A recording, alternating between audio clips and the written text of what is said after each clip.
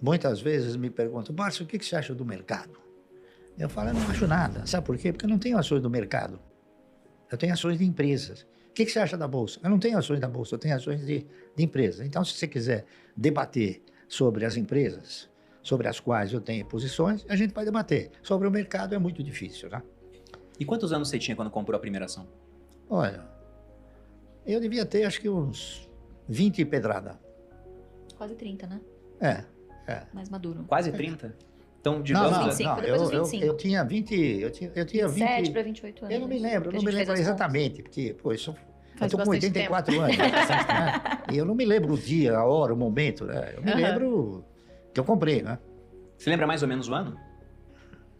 Olha, foi por volta de 1967, foi um pouquinho antes. Já era o disso aí. período do governo militar, então.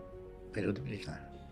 Porque o que eu acho interessante, né? A gente não vai colocar exatamente a idade, mas entre 25 e 30, pegando aqui o que a Louise falou, que de vez em quando eu recebo o pessoal perguntando se tá muito tarde para começar. Nossa, tô com 30 anos, não comecei a investir em ações. O pessoal pega o exemplo, até o seu, por exemplo, que começou a investir com 14 anos, ou o Buffett, quando ele fala lá fora que comprou as primeiras ações com 10 anos, inclusive fala até que ele estava desperdiçando a vida antes. Então, lógico que começar antes é sempre muito melhor. Mas você não começou investindo logo de cara. Então, você trabalhou um tempo até descobrir É que sabe o que investimento em acontece? empresas. A maioria do cidadão brasileiro, ele desconhece o efeito multiplicador que existe em você adquirir ações. Então, ele desconhece a perspectiva de ganho que tem nas ações. Então, se ele começa com 30, ele já vai achar que ele está velho demais. Não está, entendeu? O ganho em ações é uma coisa que ele é imprevisível, entendeu? Então, você sendo bem orientado, não há dúvida nenhuma que você vai ganhar, você vai ser muito melhor beneficiado do que qualquer outra aplicação. E quando você começou a comprar essas primeiras ações, o intuito já era formar uma carteira que um dia seria responsável pela sua aposentadoria, pela sua previdência ou não? Eu pensei no seguinte, em 1970, 71, foi uma época em que a economia passou a exercitar uma forma mais real, não é isso?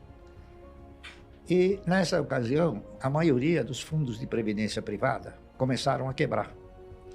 Então, inúmeros fundos que ainda hoje se comenta, né, que eram fundos particulares. Era Pereira Barreto, Providence, Montepio da Família Militar, GBOX, uma série deles, né? Então eu comecei a ficar, assim, eu diria até preocupado, né? Se os fundos de previdência privada quebraram, até que ponto uma previdência sustentada pelo Estado poderia me proporcionar uma renda mensal digna, não é isso? No futuro. Então eu comecei a pensar no futuro. E pensando no futuro, eu fui avaliando o quê? Fui avaliando as oportunidades que se ofereciam na época, não é isso? Que era a letra de câmbio, o RTM, a RTP, bônus rotativos, tinha uma série de aplicações, não é isso? E tinha também ações que você participava no projeto de empresas, não é isso? Então eu fui fazendo avaliações e cheguei numa conclusão de que seria talvez um pouco difícil, não é isso? A Previdência proporcionar um retorno. Então eu fui buscar uma outra fonte de previdência, uma outra fonte.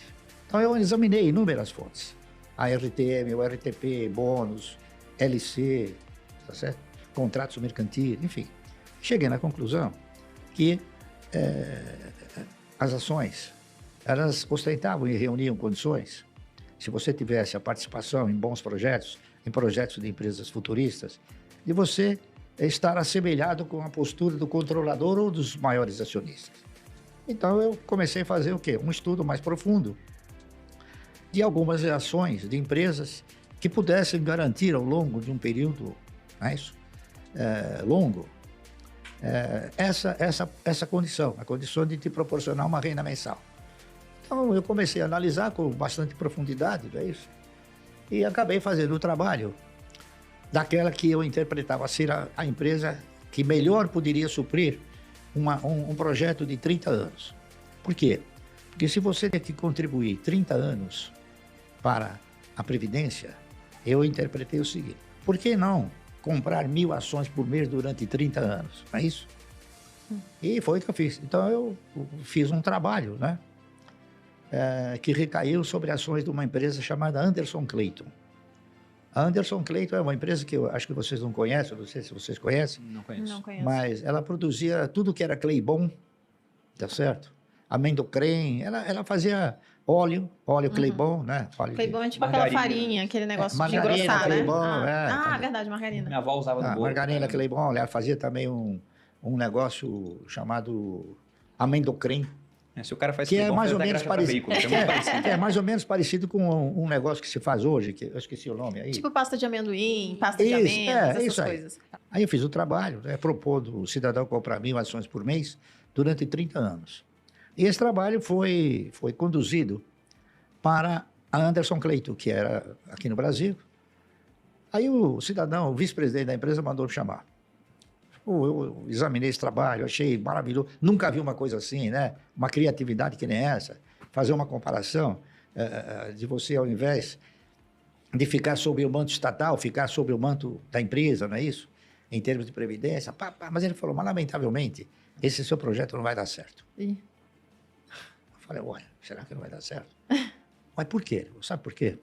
Você sabe quem é o dono da Anderson Clayton?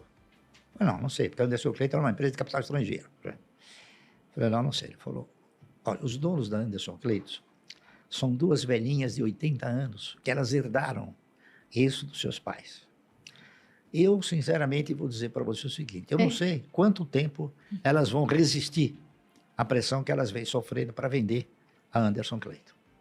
Tudo bem, então, já que a Anderson Clayton ela não ostentava a postura de viver mais 30 anos, não é isso? Então, eu fiz. Eu passei para a ação subsequente, para a empresa subsequente. Porque a empresa tinha que ter duas condições importantes. Primeiro, perenidade. E segundo, tinha que ter o quê? Tinha que ter sustentabilidade, tá certo? A Anderson Clayton era a empresa que pagava o melhor dividendo do mercado. Por quê? Porque ela mandava para fora. Aí a empresa, em segundo lugar, chamava-se Centrais Elétricas de São Paulo, CESP. Aí eu fiz o trabalho sobre a CESP. Só que eu não tinha a convicção de que as ações pudessem representar essa sustentabilidade. Eu tinha esperança, tá entendendo? Então, o que eu fiz? Eu realizei o trabalho propondo o cidadão comprar 1.000 ações por mês da CESP. A CESP, estatutariamente, ela pagava dividendo mínimo, prioritário e obrigatório, de 10% sobre 1. 10% sobre 1 é 10%. 10% sobre a metade é 20%. Então, ela custava 45, 50 centavos. A Anderson Clayton também custava 45 centavos. E dava mais ou menos... E dava uma bonificação de 10% todo ano, em novas ações. Então, eu fiz o trabalho, fazendo uma tabela, né, mostrando primeiro ano, segundo ano, até o 30º ano, o que aconteceu. E aquele trabalho mostrou uma coisa interessante. No 8º ano, você já não precisava tirar dinheiro do bolso para comprar.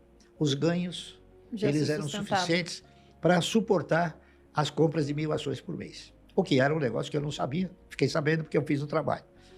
E esperançoso de que as ações pudessem efetivamente proporcionar uma renda mensal digna, eu denominei esse trabalho de Ações Garante o Futuro. Eu não tinha certeza, eu tinha esperança, não é isso?